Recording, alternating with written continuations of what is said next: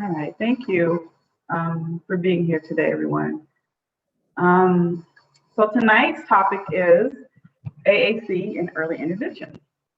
And so we will just jump right in. First, a little bit about NWACS. It's an organization in the Pacific Northwest. Been around since about the 70s, and it is run by volunteers. We have an annual conference. It's in October, and it's already been scheduled for October. I can't remember the exact date, but if you go to the NWACS website, the date should be posted there, and its registration has October 16th. October 16th. Okay, and is registration open? I don't know if registration is open yet. Okay. Right now, NWACS's website just says save the date. The speaker is Karen Kangas. She's an occupational therapist, and the topic is supporting task engagement and increased functional communication by linking mobility, postural mechanisms, language, and AAC for students of all ages. Yes, and I have heard the speaker before. She's awesome. So I encourage you all, when registration opens, to go ahead and get registered. We'll see you in October. Save the date. So again, thank you. Whenever we can get a chance to talk about AAC, I'm all for it. I'm Margaret.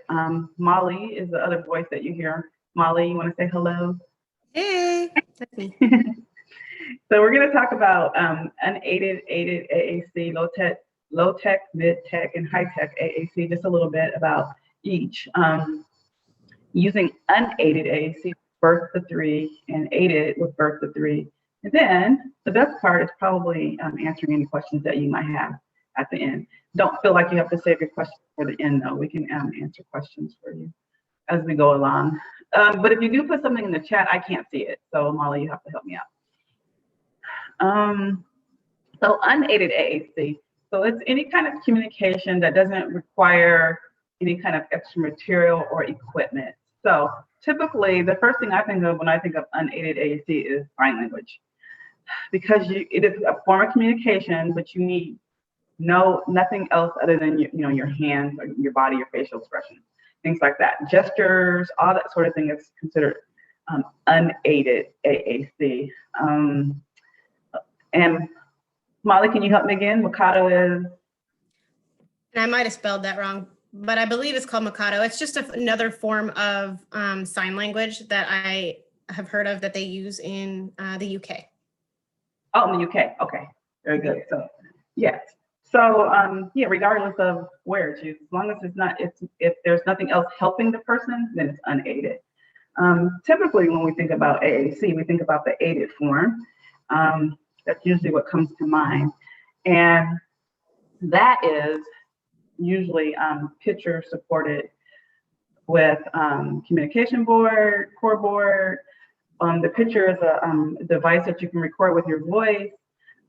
Any kind of app, AAC app on usually an iPad, or it's that's aided form of AAC, because you require something else, and that something else is the pictures or the device to help you. Anything else you want to add to that, Molly?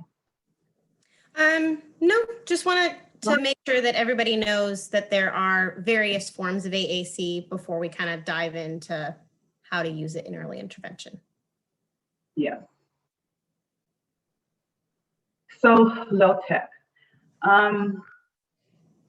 A low tech AAC device is typically, when you think of that, you think of something that's on paper, doesn't need batteries, it doesn't need to be plugged in, there's no electrical source. And you can make low-tech AAC, a person can make low-tech AAC. You simply need some access to some pictures and some paper. And long ago, when I first started in the field, it was pretty common to see AAC boards that were specific to a topic. Like, for example, if a student was working in a preschool and they were playing with Play-Doh, then you would see a low-tech AAC board that had Play-Doh words on it and maybe some core words on it. So that was pretty common when I first started in the field. And nowadays you can make your own, or of course you can go online and you can print them. So devices like, or applications like Word Power Lamp, you can go to their websites and they'll have boards that you can print. I know for sure Assistaware has boards that you can print. I'm not sure about the other. Yeah. Saltillo does as well. Yep. Okay. Yeah. And if you have access to AAC Language Lab, you can get different low-tech versions from there as well. You can also, if you're an SLP, you can also talk to your local representative for PRC, Saltillo, Toby Dynavox, and request some low-tech boards, and they'll give you, they will oftentimes just kind of send you some really nice ones. You can also use Chat Editor or Pass, which are companion softwares that, so Chat Editor you would use for Word Power or some type of Touch Chat or Nova Chat type of device to use their symbols to create some low-tech options. That's also how you would edit a client's device remotely. And Pass is the same thing, but for like LAMP and Unity. Yes. The last low-tech board I made, the way I made it was I took screenshots of the student's device on the iPad. I took screenshots and then I printed it. Yeah. So yeah, that is another way you can make low-tech things. And low-tech, if you make it, it can be as complex or simple as you like it. The last bullet point, pods are pretty, I mean, they're low-tech because there's no batteries or electricity, but they're pretty complicated. It's a pretty complicated system. So it can be, a low-tech can be one sheet of paper, or like a pod, it can be a book and that navigates. And they're thick books. And then, yeah, they're very thick books. So yes.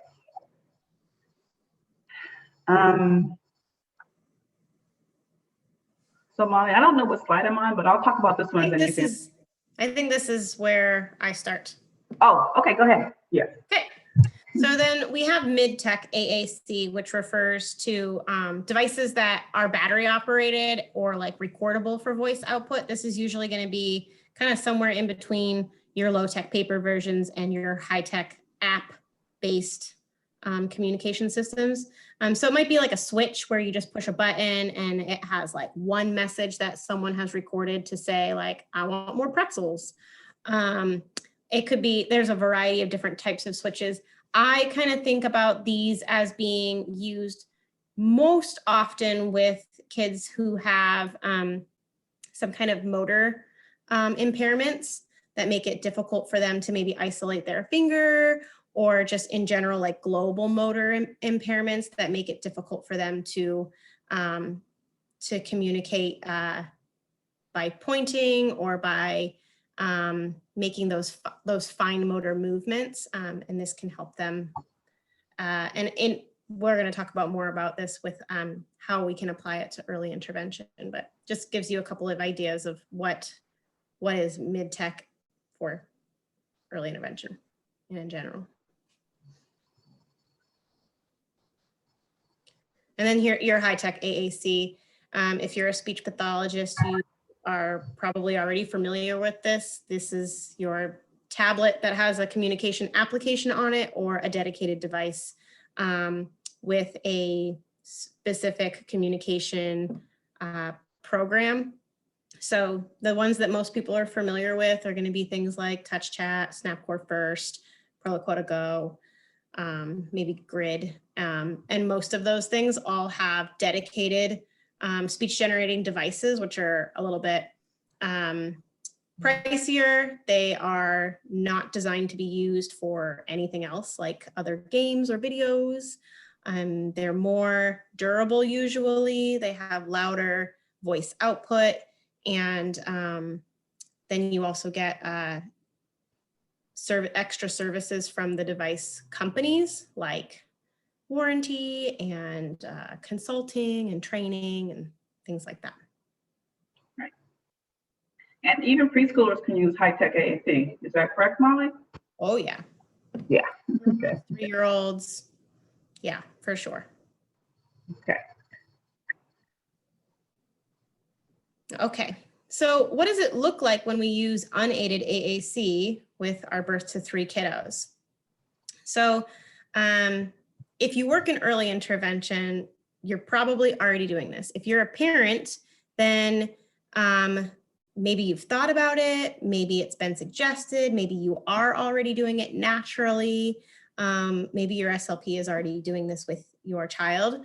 But it's you can use signs such as, want and more and mom. So want, more, mom, dad, all done, as a way to bridge their ability to communicate their wants, their needs, their thoughts, as their verbal language is still yet not mature enough to create those words.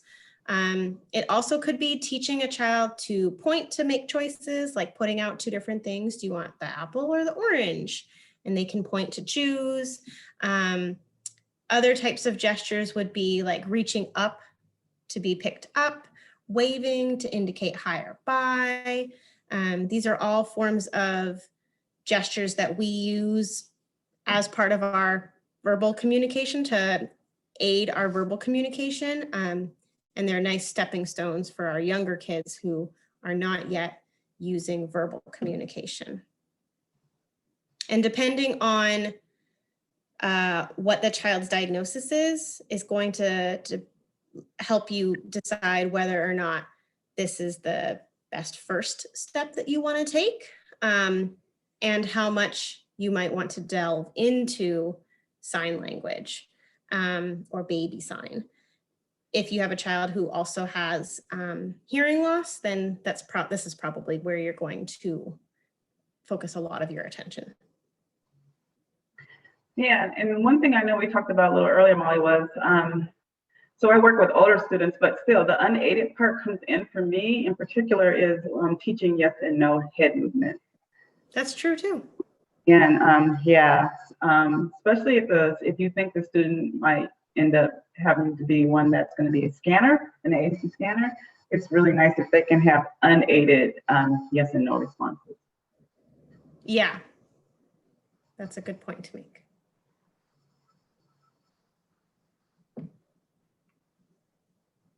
Okay. Using low-tech AAC, what could this look like with our birth to 3 population? This could look like using single pictures. It could look like using a core board, and a core board is going to be a piece of paper, probably laminated, that has words on it that are primarily verbs and prepositions, pronouns, maybe some adjectives, words like want, go, stop, all done, more, I, you, things like that. But it could also be that maybe you are working with your SLP to create something more customized. It could be more of a choice board, and that might look like having a few core words on it that could be commercially made symbols that you can find from a website and a company like Saltillo and using like a word power symbol with symbol sticks, or it could look like going on to a website like Lesson Picks and finding an image, or going on to Google search even and finding an image that you think fits that word, and then putting in choices that the child wants. So, thinking about your kiddo in the birth to 3 population, what do they want to communicate about? It could be that they want to ask you for goldfish. And so some of the pictures that you put onto your choice board are going to be specific to what they are really interested in and motivated by. Times to implement using core boards or choice boards or pictures would be things like meal times and play times, and having the idea of, I'm going to model which is a topic that we have already covered. You could look at our recorded presentations to learn more about modeling. And encouraging by weighting. So another topic that we covered was the AAC prompting hierarchy. And so doing lots of modeling and then waiting for the opportunity for them to try to use their picture or core board or communication book or choice board to use the word that you are modeling to them. That could be want. So within an activity like ready, set, go with car, and you hold the car back and you wait. And the idea is that after you model it multiple times, that they're going to point to the picture, go, and then the car go. And this is, you're teaching the idea of, I'm talking with a symbol. This is a form of communication. I'm using this to show what I want and what I need and what I like, and stop.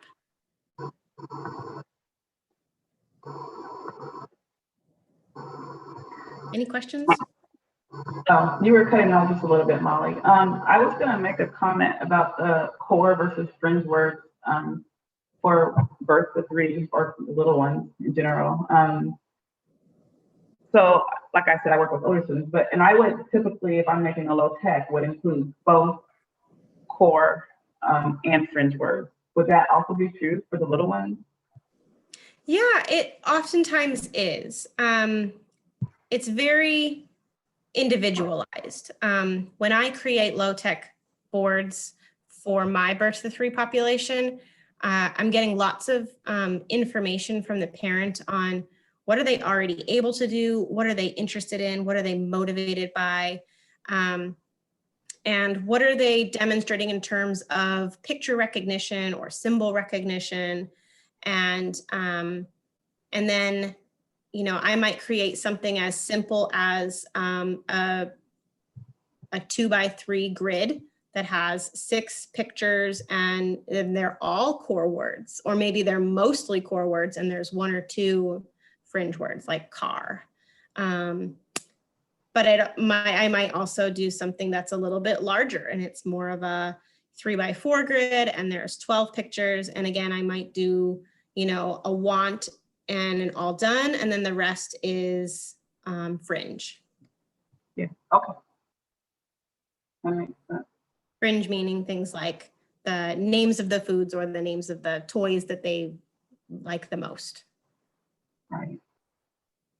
And then mid-tech, what would this look like with a birth to 3 population? So maybe you have a child who has a little bit of motor impairment, or maybe has visual concerns and has a difficult time with something that has a lot of icons or a large grid size, and you might choose something like a Go Talk that has a smaller grid size and is it has the key guard already built into it, or you might choose switches. And in this situation, and working on communication with this, it's going to be very similar to what we just talked about with the low tech. You're still going to want to model words on their device.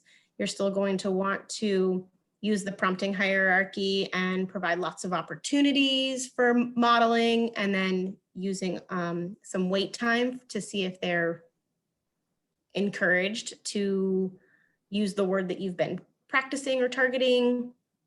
You're still going to focus on core words, things like go, play, eat. And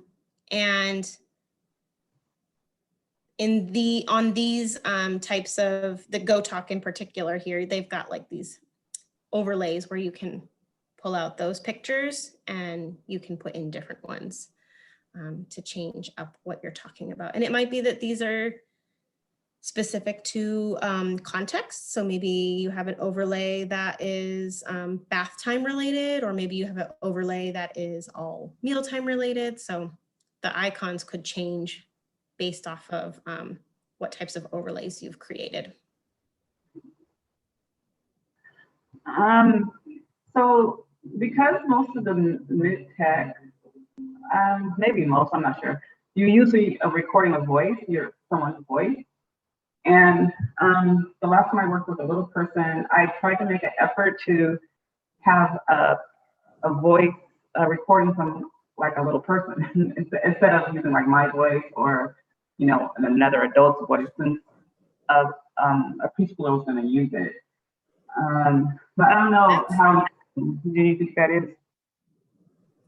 Yeah, I think that is a really good point to make. I can't say that I have done that before, but I think it's a really important thing to consider, that a child in the birth to 3 range would probably be more inclined to hear a voice that sounds what their voice could sound like or would sound like if they were talking. So yeah, I think it is a great idea that, you know, if you're working on using something like this with your child or with a child that you work with in the birth to 3 population, seeing if you can find a young kiddo who has typically developing verbal communication to help you out with the recordings. I think that's a really great idea. And if you are using this with the birth to 3 population, you're probably working very closely with a SLP who does have access to having these types of things in their clinic that they can bring out to your home pre-COVID and hopefully post-COVID whenever we get there. Or that they can send these to the client's house to trial. And that would be very much dependent upon the clinic that you work in and what the available resources are, or finding an AAC specialist who knows how to get access to these types of resources in home use. And then we have using high-tech AAC with the birth to 3 population. What would this look like? So a question that gets asked oftentimes is, you know, oh my goodness, like, can my 2-year-old really use an iPad like to talk? Well, let's talk about what could your 2-year-old already do with an iPad or a phone. Have access to those. And if not, totally fine. If they do, what does it look like when they're using them? Are they already able to select icons and swipe and make the phone or the iPad do things? If so, then likely they will be able to operate an AAC application on an iPad or a dedicated speech generating device. Either way, if they are already able to use a screen, from a motor perspective, they probably will be able to use an iPad or a speech generating device. The question then comes into play is, you know, okay, well, which one? What size grid? Do they need a key guard? And these are all questions that apply to all kids, even the birth to 3 population. So if you get through the entire process and your child does have a high-tech AAC system that they're using at home, then what does it look like when you're using this? Again, I'm going to sound a little bit like a broken record because it's not all that much different from the first 2 that we talked about, low tech and mid tech. You are going to continue to focus on modeling. You're going to continue to use the AAC prompting hierarchy, and you're going to focus on core words so that they can learn to build phrases and sentences. And you're going to use this device with their siblings, with any peers that they might come in contact with. Go to daycare, it would go to daycare with them. And you'll be focusing on increasing how many words can the child say independently. And then when they have a large enough vocabulary, how many words can the child combine in a phrase? If you have a child who has a motor impairment, There will be adaptations that you will have to discuss with the speech pathologist working with your child. That might look like a key guard. It might look like consistently being aware of motor planning and selecting vocabularies that take into consideration motor planning. It means that icons don't move, symbols don't move. When symbols are moving around a lot, kids have a hard time finding them and don't learn to speak fluently. So I equate it to when we're using our verbal language, words don't move around in our brain. We don't have a hard time finding the words when we want to. Sometimes we do, but in general, you can pull them out when you want them. So when a child is, even in the birth to 3 population, learning how to communicate, if the icons are moving because you're constantly trying to add more words or change the orientation or change the grid size, then they have a harder time building their fluency of communication, the device. Right. I would probably only add, like, if it's a preschooler with an iPad and AAC app, it probably need a really good case. Especially carrying it around, because little kids. Yeah, size and durability are really big factors with the younger children. And there's 2 different things to take into consideration when it comes to size. One is you want a size of a screen that's large enough that they can motorically access the individual buttons. You also want a small enough device because they're little people, and you do want to teach them eventually to be responsible for it, to carry it around, to bring it with them wherever they go. But if it's too big and too cumbersome, then it's going to be too hard for them to be responsible for. But if it's too small, depending on their motor skills at that time, it may be too difficult for them if they are trying to touch very small icons. So all things that will be determined in the trialing process with the SL.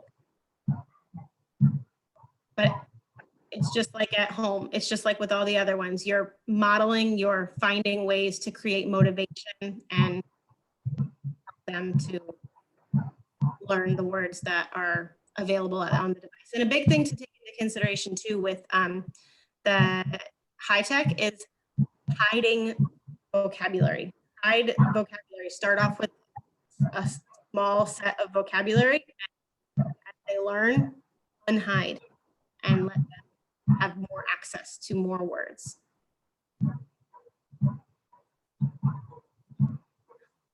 One more thing before we go to our videos, if we have time for videos, is when younger kids do get an iPad or a speech generating device, it's okay if they are touching a lot. It's like they're babbling. So think about like a verbal kid when they're learning to communicate. They babble and they make lots of sounds, and maybe they repeat the same word over and over and over again because they like it or because they want it. But allowing the child to explore and play and touch all the buttons, like allowing them to babble with their AAC device.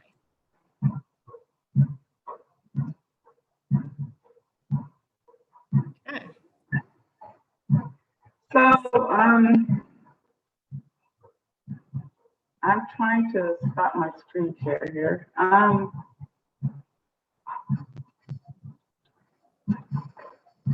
Yeah. Do you want to try any of the videos, or do we not have enough time? I don't mind trying. Okay, I'm sorry. My husband's playing the drums. Can you hear it? I hear like a noise, like a. Yeah. Sorry, I should have told him before not to practice. So yeah, you can access the videos. That the whole PowerPoint will be on the NWACS website, and then you can kind of look at the videos at your leisure. Yeah. Great idea. Okay. I'm looking at the chat. So, Cara, it looks like you were mentioning that you have a friend that would have their kids do the recording of the voices for you before COVID. That's a good idea. I had never thought of that.